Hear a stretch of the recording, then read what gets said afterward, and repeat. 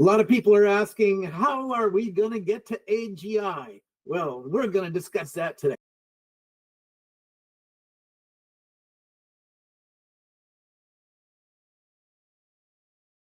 Who are you? Me.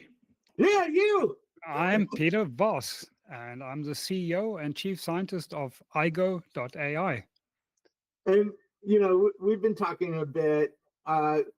First of all, what is AGI? Just so everybody's on the same page, and then we can talk about how you're going to get us there. Sure. I think there's a lot of confusion and misunderstanding and distortion, the term AGI. I actually coined it together with Ben Goertzel and Shane Legg in 2002. And we wrote a book on the idea of getting back to the original dream of AI from 69 years ago when, the term AI was coined, to build thinking machines that can think, learn, and reason like us. And, one of the key strengths of human intelligence is that we are very adaptive. In fact, my first AI company was called Adaptive AI Inc. We can adapt to changing circumstances. We can learn new things. We are very good tool users. So it's all about being able to acquire new skills and new knowledge in a very flexible way and to apply them to different things. And that's really what the term AGI means, is to have an AI that, you can put in a new job, in a new position, and it can just learn and it can adapt the way humans do. Now, in some ways, of course, it'll be much better. It'll have photographic memory and be much better at reasoning and so on. But that's AGI. It's not about some optimization process or some narrow AI. It's, specifically that adaptability and flexibility to learn things on the go with limited resources, because, when you come across new circumstances, you don't always have enough time to thoroughly research it or to learn or something. You have to make do with the limited resources of brain power and time that you and knowledge that you have. So today we have large language models, with ChatGPT and Gemini and Perplexity and Claude and Grok and a few others, right? Are LLMs going to get us there? No, not at all. They're fundamentally the wrong approach. And there are a number of reasons for that. I mean, first of all, I recently wrote an article, The Insanity of Huge Language Models. I mean, these things are amazing at what they can do. But they when you the Smithsonian. Yeah, but when you consider that they take hundreds of millions of dollars, they take tens of trillions of pieces of information, take months to train. That's very, very different from the way our brains work. Our brains work with 20 watts, not 20 gigawatts. A child learns language and reasoning with maybe a few million words, not 20 trillion. So it's this brute force approach. Yeah. But somebody did a script on my blog and found I only used 44,000 words. Shakespeare used 82,000 words, right? Right, exactly. And it shows you the difference. So it's fundamentally an approach that has worked incredibly well by just, brute force. And this is really how we got into large language models, is that, the big companies had a lot of data, had a lot of compute power. So that's a hammer they've got, and they've done really well with finding nails, and doing useful things. But no, it's not on the path to AGI. And there are a couple of reasons. I mean, one of them is the main reason is they cannot learn incrementally. You spend hundreds of millions of dollars building a model, takes months to build the model, and then you use it for a few months and you throw it away. Why do you do that? Because they cannot learn. They cannot update the core model. Now you can add external databases and you can use, prompting and use short-term memory and so on, but they cannot fundamentally update their model. And you need to be able to do that for true intelligence to learn interactively. They can't do that. And this is actually kind of a dirty little secret, and it's not so secret and it's not so little, is that, people throwing these billions of dollars at large language models actually know that they cannot get to AGI. For example, Jan LeCun says large language models are an off-ramp to AGI, a distraction, a dead end. And he tells his students, don't even bother learning about large language models and generative AI, because that's not the future. Yeah. Demis Hassabis, the CEO of DeepMind, Google DeepMind, also says deep learning, machine learning is not going to get us to AGI, not by a long shot. Sam Altman, they all say that, but of course, in the meantime, they kind of distort the meaning of AGI to say, hey, give us a couple of more $1 billion. We're doing. Well, you use a hammer, you try to use it as a screwdriver, right? Yeah, right. But no, real AGI, it's not going to get us there. It fundamentally needs a different approach. It needs this real-time adaptive learning that will require massively less compute and data. But that's interesting. Scary, maybe to Jensen Huang at NVIDIA, that kind of talk. Oh, you're going to be a lot more efficient in the future. Oh man, you're not going to buy as many NVIDIA cards, right? Well, I mean, once we get AGI, everybody will want it. You'll want probably several of them. I mean, it'll be so enormously beneficial to humanity that we'll want billions of these things, and they will all require, CPU, not these massive data centers, but of course you can host many of these agents and in the data. So we'll still need chips. We might not need GPUs as much.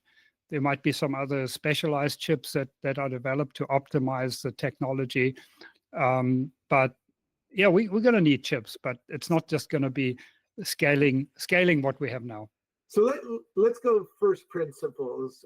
How would you rebuild, or how would you build a new kind of AI to get us to AGI?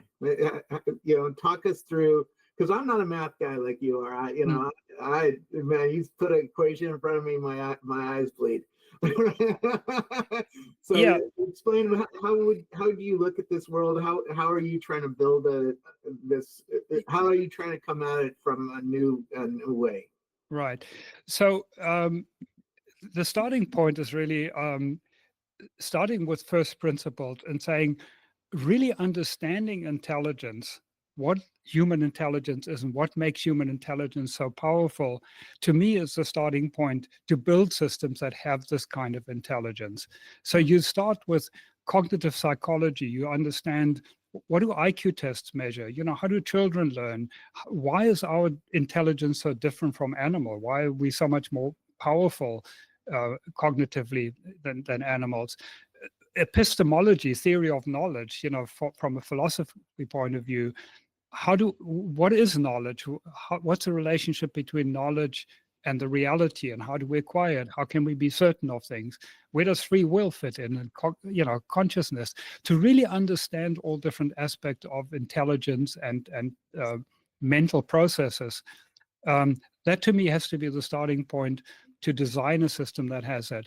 Now, interestingly enough, a few years ago, DARPA came out with a model they call the 3 waves of AI. And what they mean by the 3 waves is, the first wave is what we now call good old-fashioned AI. That's what they did in the 80s, 90s, and 70s, 80s, 90s, and so on. And that's really expert systems, logic-based systems to a large extent. So IBM's Deep Blue, a world chess champion, would be a perfect example of that. So you take one particular thing that requires human intelligence, and then you figure out how to write a program to do that one particular thing. Now, IBM's Deep Blue world chess champion couldn't even play checkers, So it's very narrow, and it's the intelligence of the programmer that really achieved that. But the first wave was really primarily about logic-based systems. The second wave now hit us like a tsunami about 12 years ago, and that's all about statistical big data approaches. The breakthroughs in deep learning, where image recognition became just so much better, translation, speech recognition, all of those things. I mean, they just leapt up in performance when they started using big data, deep learning approaches. And then that, of course, moved into generative AI, which is, sort of the part of the wave we're surfing now. But that's still the second wave of AI. The third wave of AI is cognitive AI, is, where you start by, say, understanding cognition.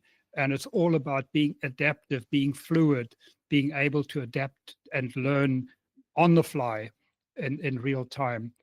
So that's the approach we've been working on for some 20 years. I've been sort of alternating between development of the core technology and then commercializing it, and then going back to development and commercializing it. So we've never quite had the resources to just do development. Like DeepMind have 600 PhD level researchers for the last 10 years. Well, we've never had that kind of money. It's been like 10 researchers for 5 years. Yeah. So we've made slow but steady progress in building this cognitive AI. And our approach is that it's a very high performance graph database, that it's a vector graph database that encodes all of the knowledge and skills that it has. But the beauty of it is that graph database can be updated incrementally in real time. So, you can learn one new fact and it can update the graph database, but then if there are implications through that, it can ripple through. Like, this is actually a good example. I mean, we've just had elections. Now, we didn't know who was going to win until, we didn't know who was going to win. Yeah. Most people certainly didn't know. So, Trump winning, of course, changes a whole lot of things. It changes our model of the world. Now, with large language models, you basically now start training a large language models with the results of the election and the things that are happening, sort of already happening now. But it'll take you 3 months to train the model. By the time you finish training the model, it's already completely out of date with, the fallout and those changes and things that have happened. So you need intelligence like us humans. We now know who won. What are the implications? So the implications spread through your network and update your worldview. And that has to happen pretty much in real time. I mean, it might take a while for that to sort of bubble through, like for us and humans. We hear something profoundly different, and it might take a while for us to kind of digest that, and work through the implications of that. But it doesn't require us throwing our brains away and building a new brain from scratch, Yeah. So that is the approach. Is cognitive AI, the third wave of AI that DARPA talk about, that I firmly believe is the path to AGI. Yeah. So it's interesting you're building this around a vector database or a new kind of database, because that's fascinating, because that's one reason it's adaptable, because it's flexible. It's not stuck in, a large language model is like a dried concrete. You can't change it very easily. Right? That's exactly right. Large language models are read-only. Once you've built that model, you've finished your training, you cannot update it. In fact, I was co-author on a white paper specifically about the ability or inability of large language models to learn incrementally in real time. We surveyed the recent research in this area.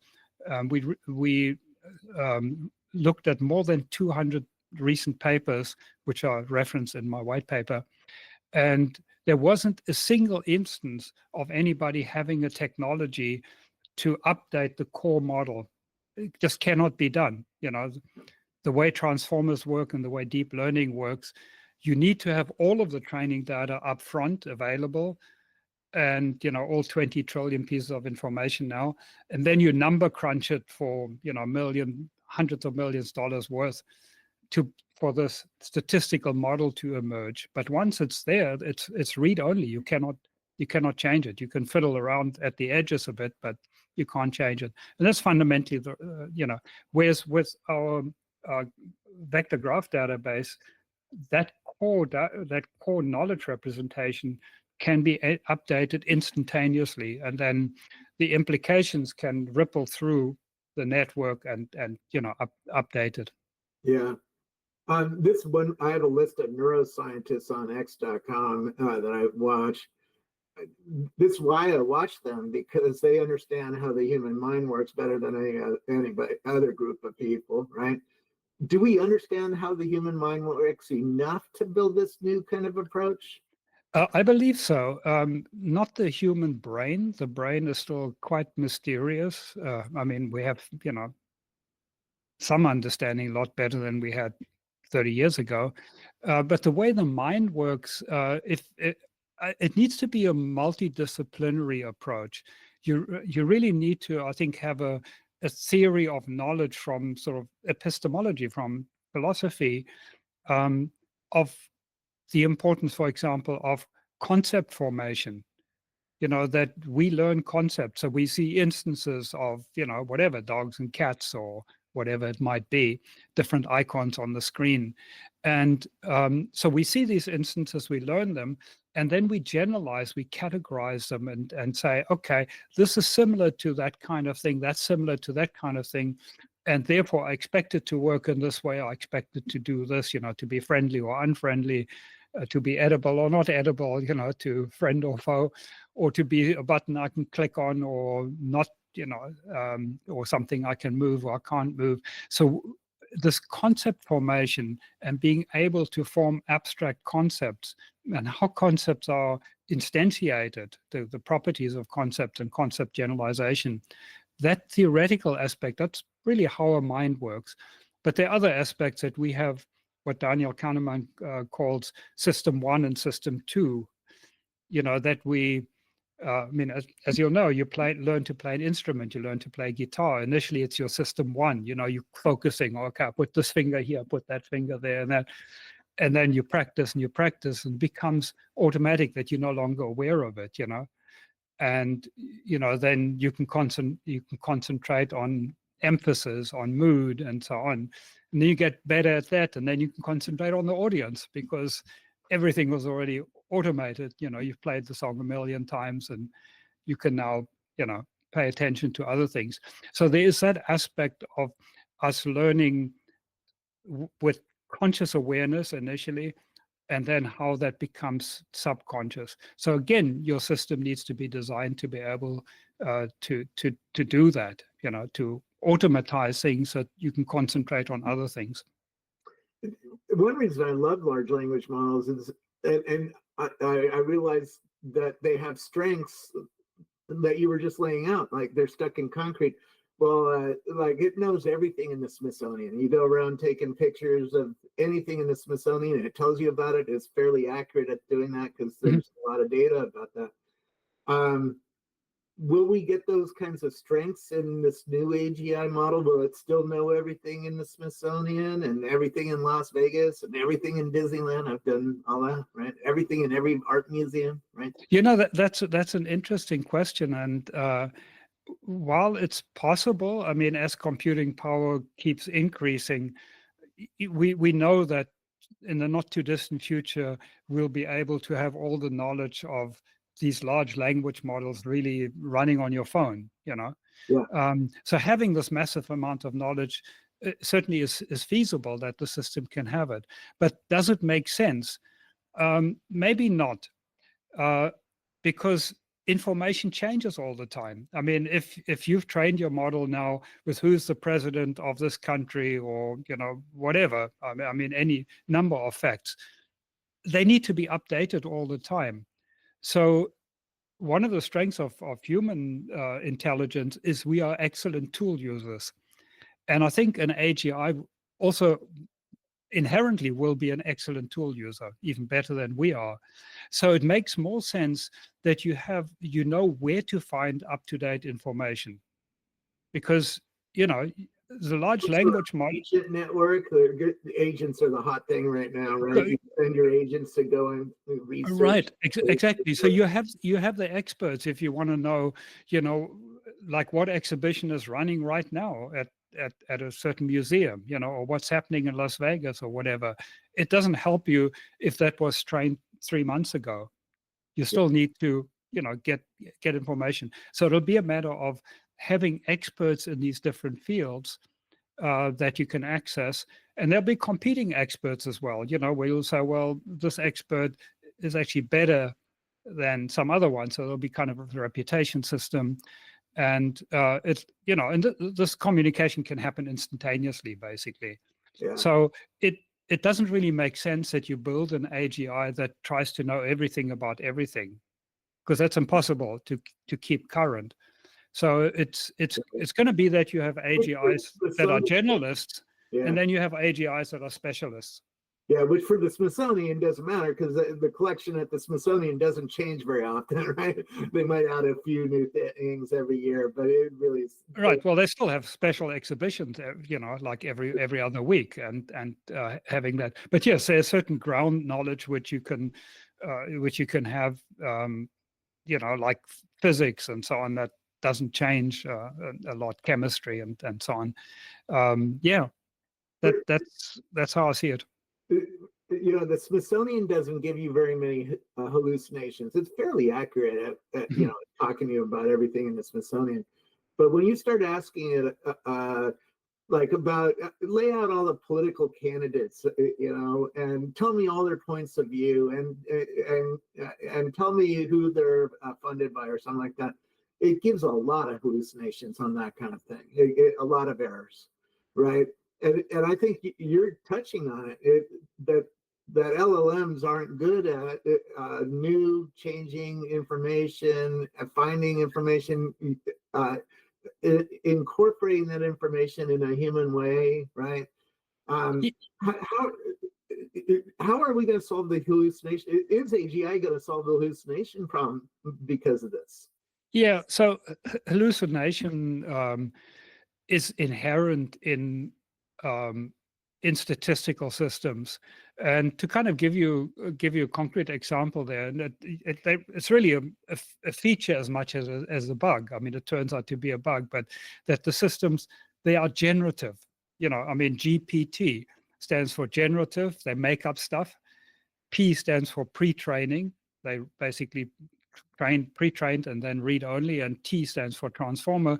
And the transformer technology really commits you to this pre-training and to the statistical approach. So to give you a concrete example, because they statistically predict the next word, if you, for example, have a question where the answer starts with yes or no, and statistically it flips from yes, which would be the correct say, to no, then its input is now committed to justifying the no. Yeah. So it kind of paints itself into a corner in a way. So it says no, and now it tries to rationalize essentially the no answer. So if I said no, what would follow from that? And that's one of the ways in which they hallucinate. It's basically statistical nature, and you can't get away from that. But you also touched on something else. Getting up-to-date information, it's reliant on doing a web search. I mean, these large language models are now all starting to include search to be able to give you up-to-date information. But that's only as good as this quick statistical search of whatever it happens to come up with. So it'll again be biased on what its news sources are, and also what has been pre-trained. I mean, they go to a lot of trouble now for these systems to be politically correct and to behave themselves and so on.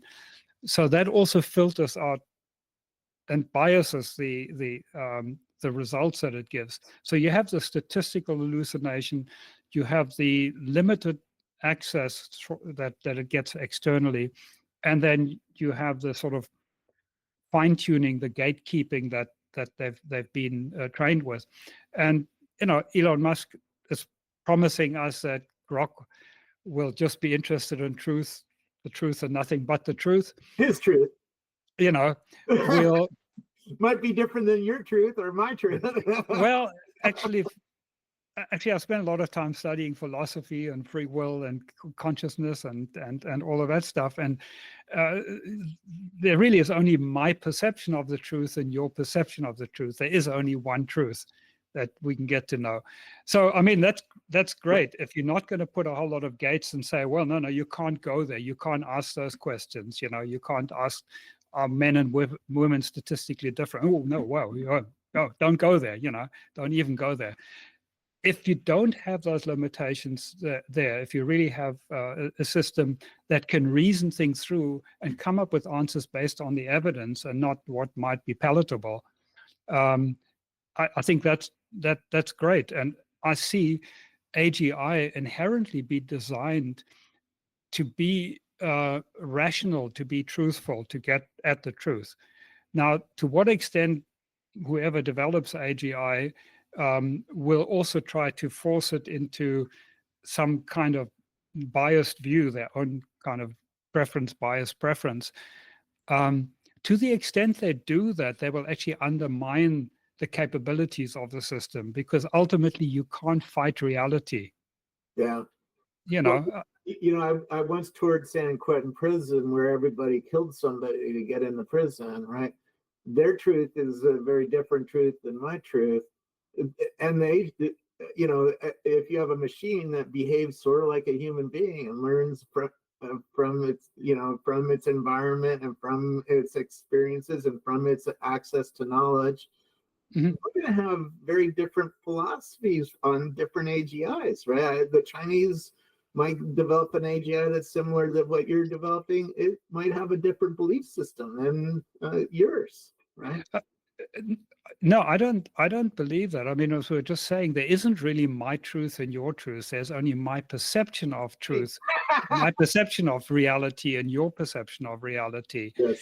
And now, while you may start up training an AGI with a particular distorted view, of what is right and wrong and what works and what doesn't work, ultimately, as the system works in the real world and tests things and reads more or whatever, as long as you give it the ability to access other information, it will start to correct its view and to align more with reality.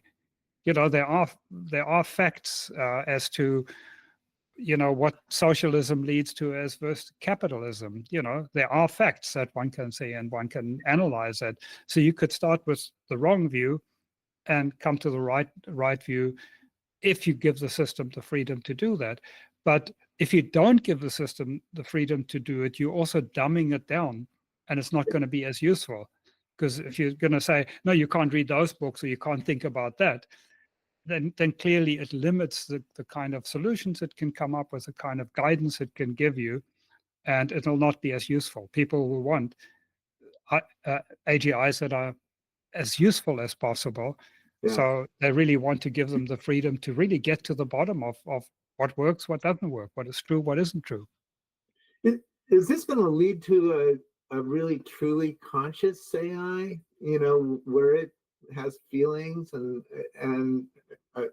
it's sort of like has a belief about itself? And I mean, LLMs sort of fake that, right? But they're faking it. They're not really there.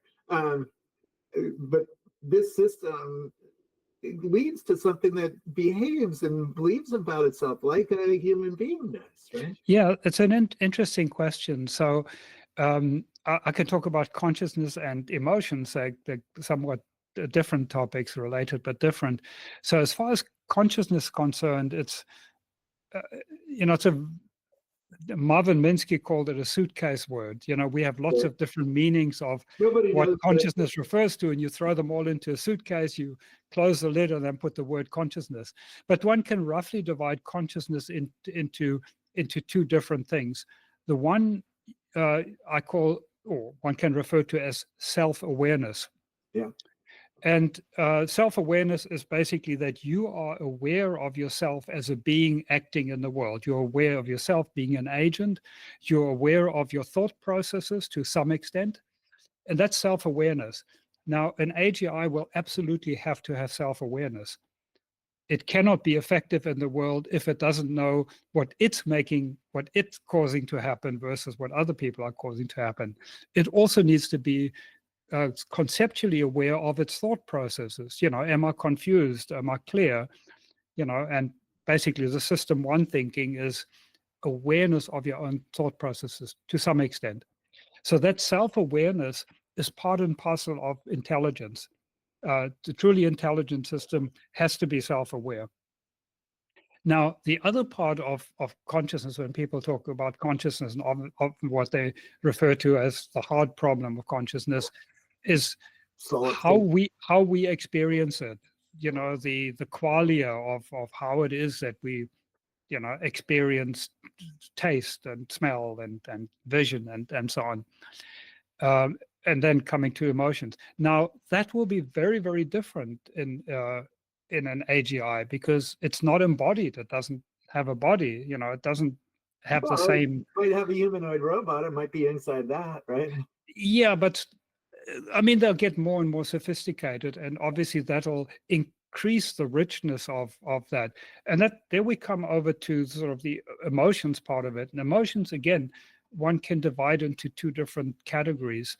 The one I call cognitive emotions. So those are signals that are necessary for cognition. So for example, that would be certainty, confusion, boredom, you know, and so those are cognitive states, or we could think of them as they have an emotional attachment. You know, if we feel them, if we're confused, or if we uncertain, or if we're bored, you know, we feel it through our bodies. Now, an AGI won't feel it through its bodies, but it will be an emotion that is metacognitively available. You know, it'll know that it's bored, it'll know that it's certain or uncertain, and so on, and it can then react accordingly. So those cognitive emotions, absolutely a system will have, but it won't feel them the way we do. And then the other set of emotions that we have, really survival emotions. They sort of, you know, survival and reproduction, and of course that's what drives us humans. You know, it's ego, it's lust, it's love, it's hate, you know, it's jealousy, it's you know, hunger, it's, you know, it's those passionate emotions that we have for survival and reproduction. There's no reason for an AGI to have those as part of its cognitive process. Now, it'll be able to recognize them in humans, but they won't be part of the cognitive process. And certainly it won't feel emotions the way we do, where our heartbeat goes up, or we start sweating, or whatever it might be. You know, we tense up in our bodies.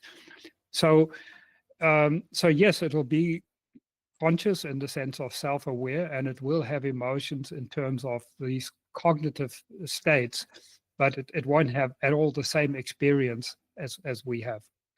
When I was in the Holocaust Museum, I was talking to ChatGPT a lot, and it knew everything in the museum. In other words, it knew the worst we've ever been, right, to each other. Mm-hmm. If you have an AGI that is conscious, does it like us? You know, because it's going to read all the information and watch all the videos from the survivors. By the way, it also knew about it doesn't have its own personal preferences in terms of like or dislike. Again, those are evolutionary adaptations for survival and reproduction, is, you know, to inherently like somebody or dislike. You know, I like them because they look like us, you know, or I dislike them because they don't look like us, or don't behave because I'm scared of them, you know. And in-group, out-group. I mean, these are evolutionary things that an AGI, there's no reason to build that into an AGI. So your AGI is not going to go, I don't like Trump, I'm moving to Europe. No. Move over to a data center in Europe. You know, it's not going to do that. No. I think there's unfortunately a lot of misinformation about the dangers of AI. Yeah. And of course, AGI will have a profound impact on humanity.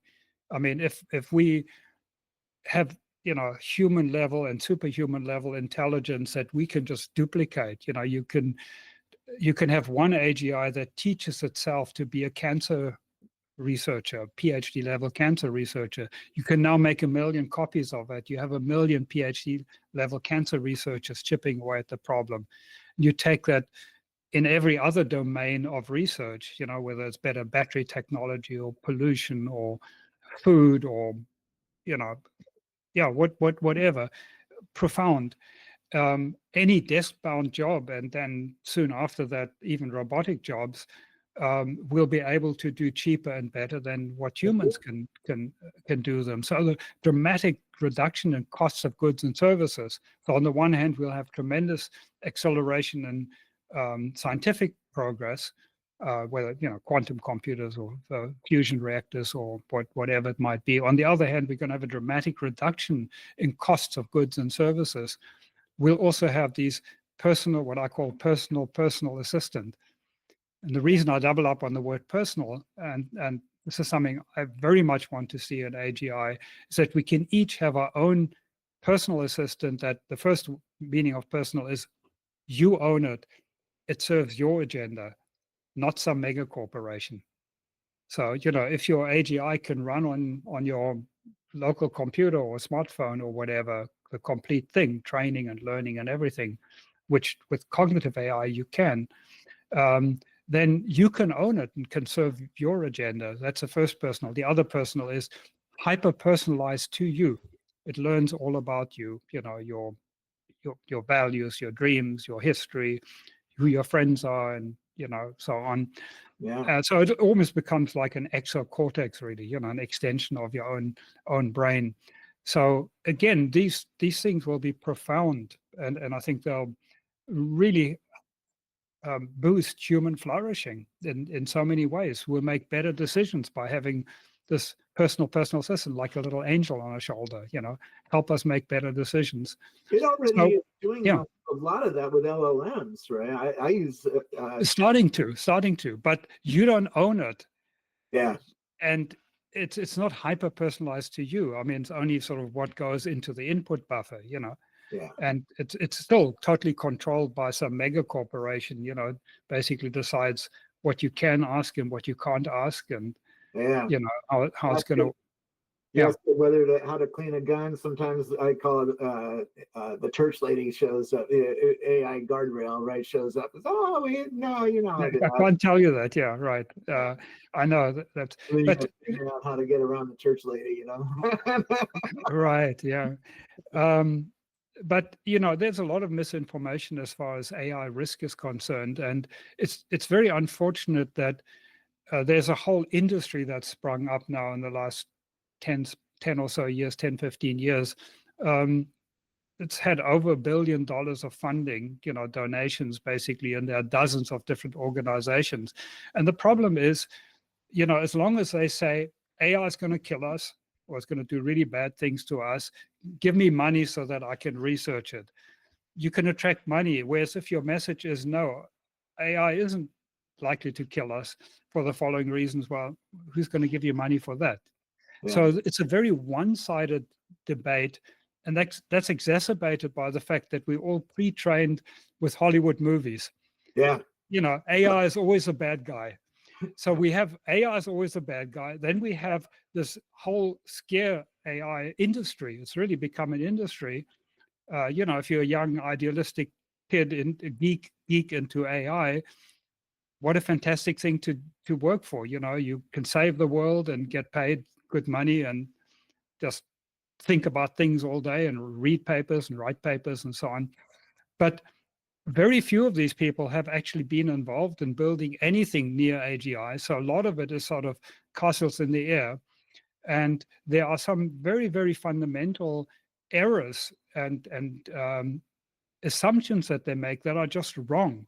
And then if you don't pick up on those bad assumptions or on those errors or logic errors, then basically you can come to all sorts of conclusions. And unfortunately, we've had, very good writers like Nick Bostrom, wrote this very influential book that I think persuaded Elon Musk and Stephen Hawking that AI is going to kill us, but it's based on some fundamental misconceptions. And but there aren't people paid to give the counterpoint, and sort of very, very quickly, I think one of the core misconceptions is that AGI will have this kind of reptile brain that'll have the same kind of emotions, that'll love and hate, that'll have a drive to protect itself, maybe to reproduce, Yeah. And it doesn't make sense. We're not gonna build. Nobody's building AGIs like that, and we won't. I mean, why would we? Yeah. Well, that's a good question. Why would we? When I talk to smart people, they all have a date when an AGI is going to arrive. It might be 10, 15 years from now. It might be 2 years from now. What are you thinking about on timing, and how do we get there? Right. So ChatGPT and generative AI, I think, has given us a taste of AGI. Like you mentioned earlier, it seems in so many ways already like AGI, except when you try to really use it for something serious and suddenly it kind of falls apart or needs a lot of prompt engineering and fiddling and external databases and guardrails and whatnot. So from a performance point of view, I think there's actually good evidence now. You can already run a large language model on a single computer, not for training, but for inference, for using it. So I think there's good evidence that we probably either already have enough hardware power or will soon have enough hardware power. So hardware is unlikely to be a limitation right now.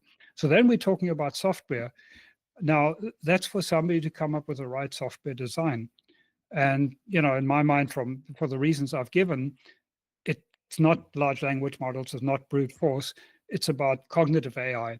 Now, hardly anybody in the world is working on cognitive AI because statistical AI has sucked all of the oxygen out of air.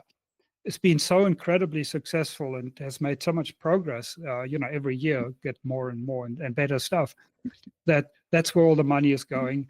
You want to do a PhD, you won't even get a sponsor for cognitive AI.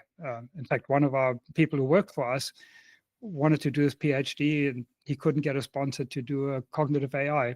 So he ended up doing machine learning, deep learning. So you want to publish papers, you want to do a PhD, you want to get funding for your startup. If it's not statistical AI related, forget about it. You want to earn the big bucks, that's it. So why is that? I have a friend, Crow, who works for Replica, and he's trying to build a cognitive AI, and he's struggling too to get funding and get people to hear what he's saying. Why is that? Why are human beings not able to get this new field of cognitive AI? Well, I mean, first of all, the vast majority of VCs are followers. They're not leaders. And the ones that are leaders, they have been so educated now on big data, machine learning, and the benefits of that. They've put so much money into it. That's what they know.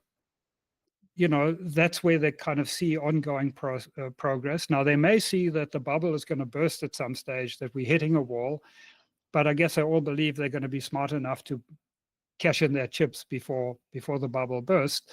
So at the moment, that's what they know. In fact, most VCs call in their AI experts. And who are these AI experts? They are people who know about deep learning, machine learning.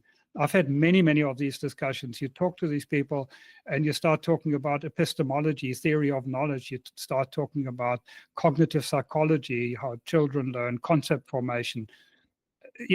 They're just totally uncomfortable in that domain. And being uncomfortable, basically, what are they going to say to the VC? I don't understand this stuff. No, I can't recommend it. And that feeds on itself. We now have a whole generation of people. The only thing they know is big data, machine learning. Yeah. Around about 2000. 2000s on Blue Sky and X, right? Yeah.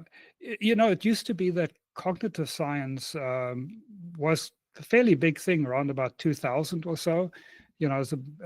Like San Diego was a hotbed of that. And cognitive science is basically exactly that intersection that I think you need. It's a combination of philosophy, epistemology, and other parts of philosophy, cognitive psychology, and computer science, where these three fields meet.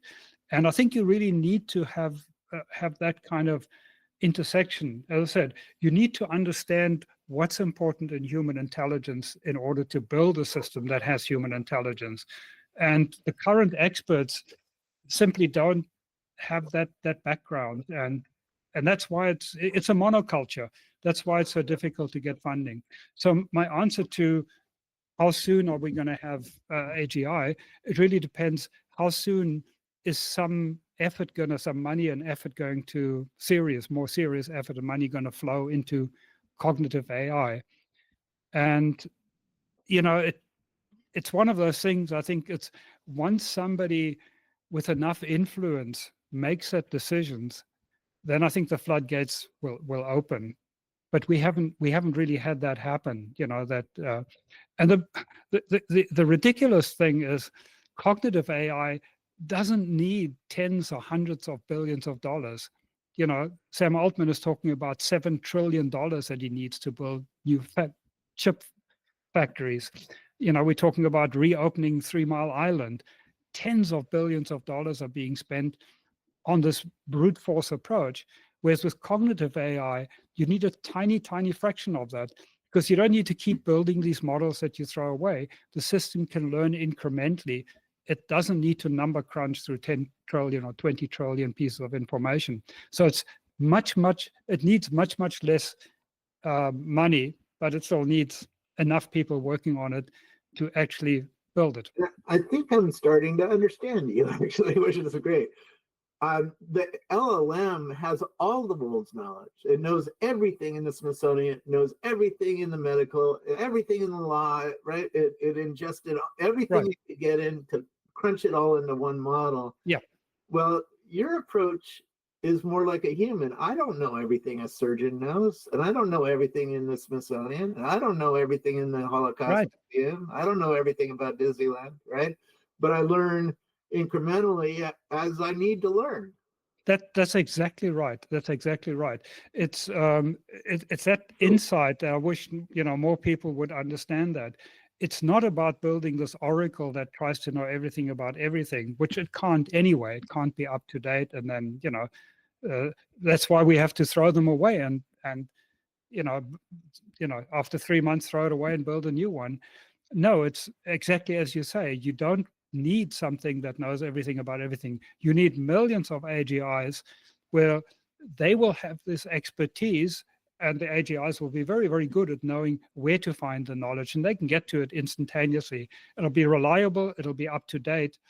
It will be like us being plugged into the internet, but just being able to do it much more efficiently and having much better sources of knowledge. That's exactly a key difference, and that's what makes it so much cheaper to build this much smaller system. But that can either be a generalist or can specialize in different areas, and you have billions of these things working together. That's exciting times. What question am I not asking? Because I'm not a genius like you. I'm just trying to keep up with all the geniuses.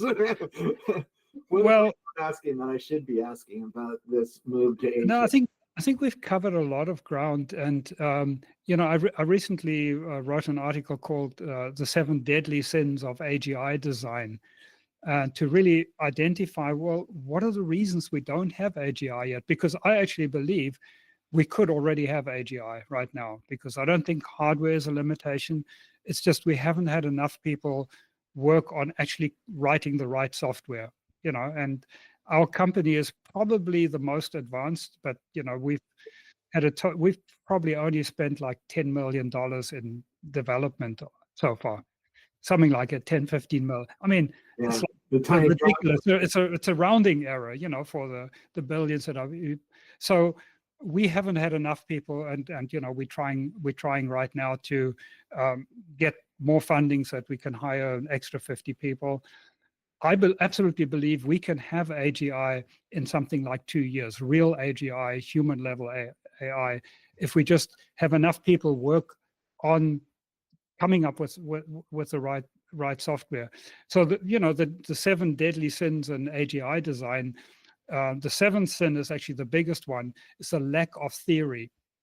the theoretical foundation that what I mentioned is that you really need to start with understanding intelligence and then having a plan to build a system that has that. And that we don't really have that right now. We have, hey, we've got a lot of data, we've got a lot of compute. That's the hammer we've got. Let's just find as many nails as we can. And the other sort of 6 sins have to do with, like you mentioned, focusing on having a lot of data as opposed to being able to acquire data effectively. Yeah. So that learning should be much more important. If I'm talking to my AGI on my phone or on my glasses someday, and it doesn't know about the Smithsonian, it has to figure all that out. If I'm starting to ask questions about the Smithsonian, right? What's in the Smithsonian? Yeah. That's real dependent on network latency, right? And network infrastructure. And we're starting to really get high-speed 5G this year, right? It's still not, it's still not widespread, but we're starting to get really good networking. Am I thinking about that right? That no, what gets lower latency and more bandwidth. That this kind of new approach can really start to work better. It'll help. Obviously, it'll help. But remember, we spoke earlier about already now or very soon we'll be able to have all the knowledge that's in an LLM on your phone anyway. Yeah. So you'll have that baseline, and it'll be much better than LLM knowledge. You'll have the whole of Wikipedia. Already the whole of Wikipedia can easily fit on a phone right now. It's, that's no longer an issue. It's just, can you access it in the right way? So there's a tremendous amount of common knowledge that the system will just have because it can. It'll be, think of it more like a database that it can look up, huge database of facts that it can look up as you ask for them or as it needs it for some job that it's trying to do.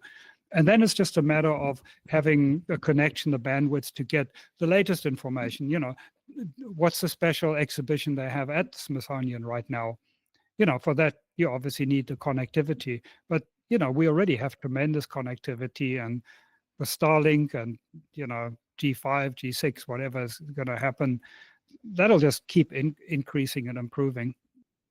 So my other friend thinks AGI is going to be an ensemble of different models of different kinds all working together. And you sort of laid that out. Like the LLM could still be on my phone, but your AGI would be running everything and figuring out, do I need to go to the LLM for an answer, or do I need to go out to the Smithsonian website for an answer, or something like that?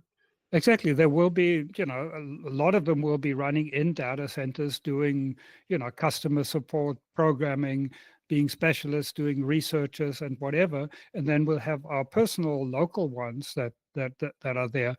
That's another misconception that people have about AGI, mainly from the movies probably, is that you're going to have this one big, massive computer, that is the brilliant computer.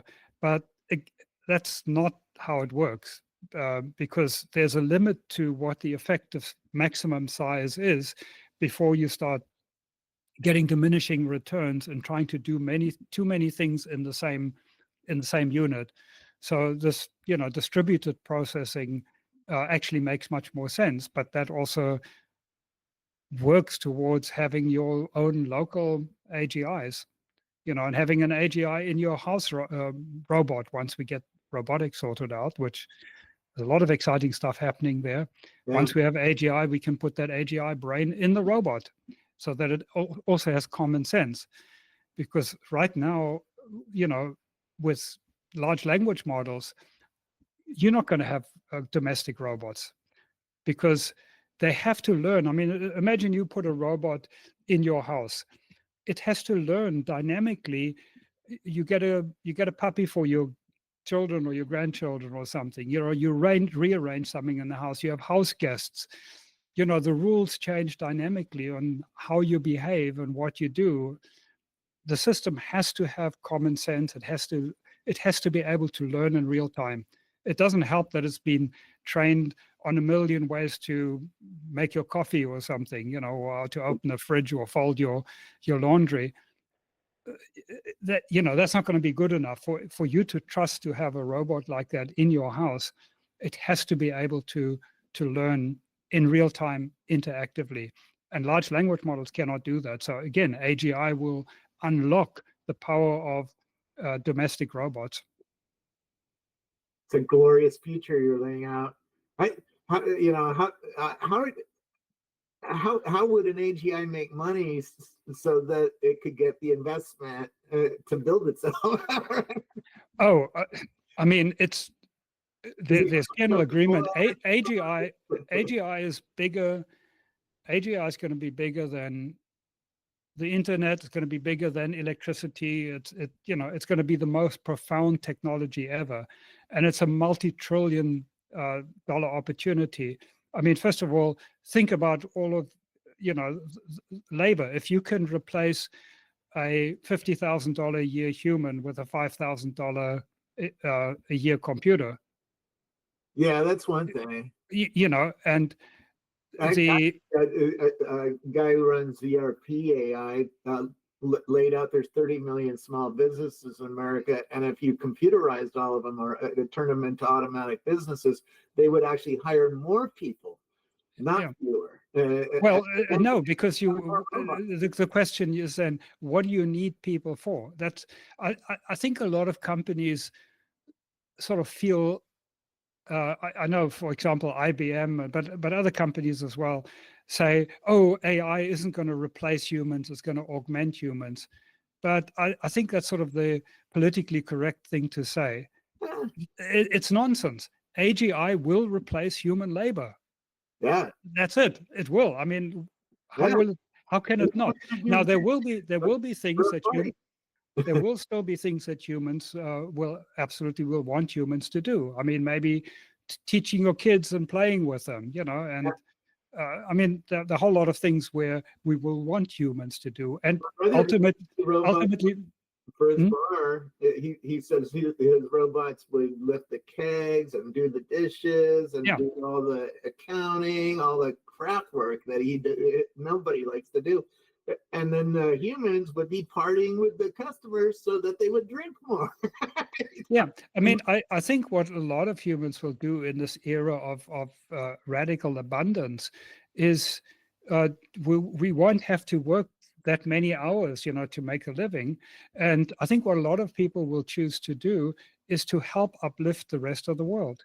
Yeah. You know, I lived in Africa for many years, and, you know, the amount of uplifting that is required there to, you know, just give everybody even a half decent standard of living is enormous. You know, the education and that requires human interaction to introduce people to technology and make kind of the right decisions to help uplift people. I think that will be one of the big professions, you know, whether we get paid for it or do just because we want to do it. Happy too. That's the only true way to happiness, is to help other people.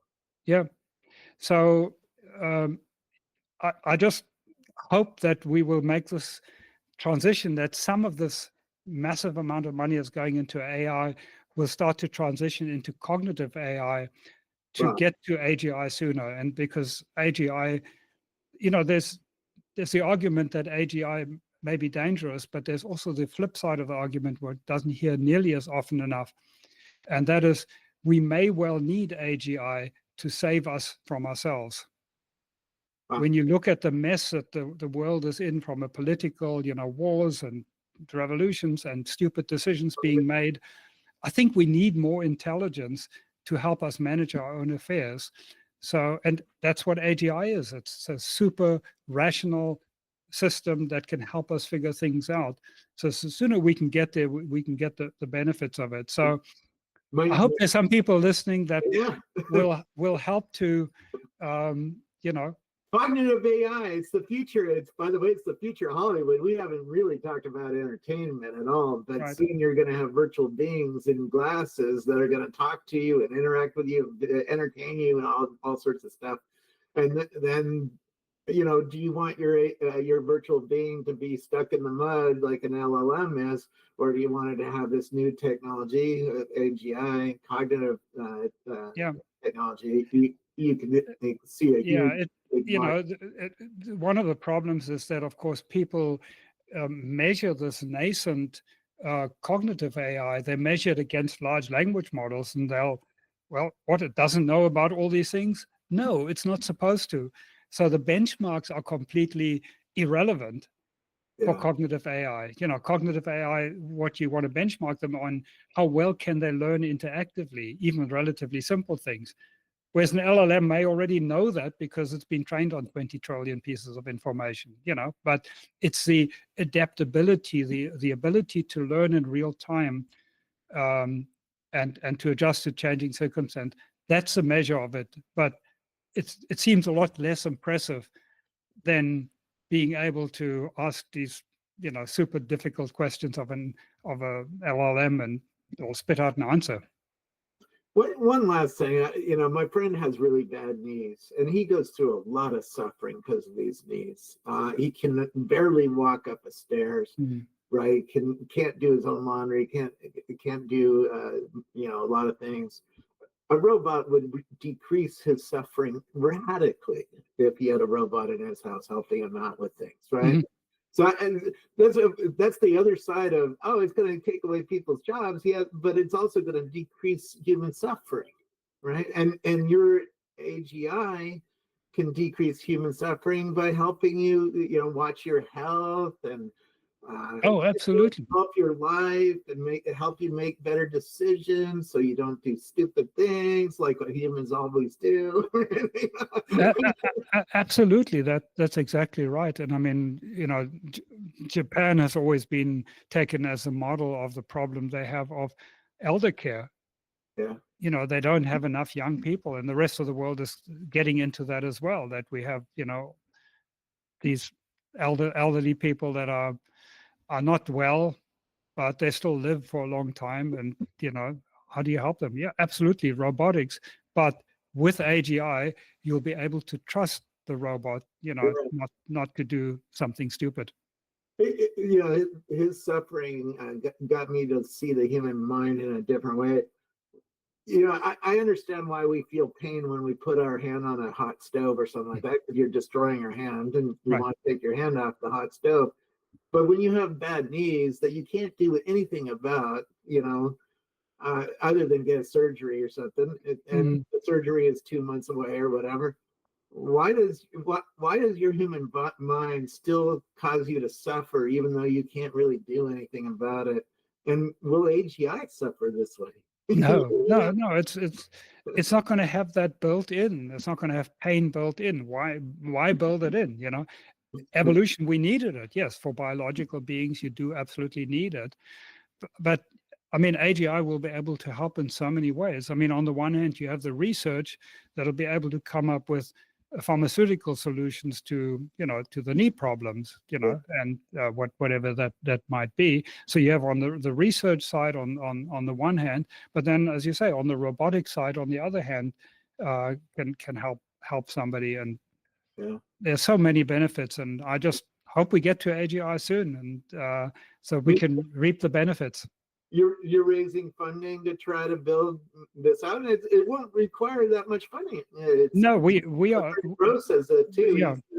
This kind of research doesn't require a lot of $1 billion, right, for a bunch of video cards.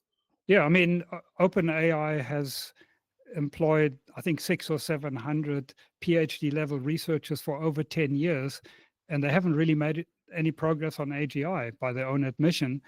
Well, because it's the wrong approach. If you're going west, doesn't matter how fast you go or how far you go, you're not going to get to north if that's where you need to go.